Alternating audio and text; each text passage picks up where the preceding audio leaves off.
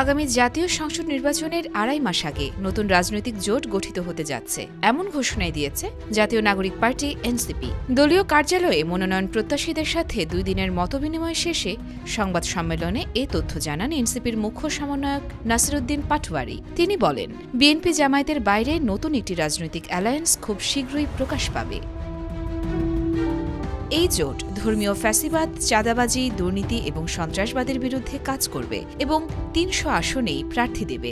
এ সময় এনসিপির দক্ষিণাঞ্চলের মুখ্য সংগঠক হাসনাত আবদুল্লাহ অভিযোগ করেন, জাতীয় পার্টিকে ব্যবহার করে ভারত ও আওয়ামী লীগের প্রভাবশালী অংশ নির্বাচনকে বাধাগ্রস্ত করার চেষ্টা করছে।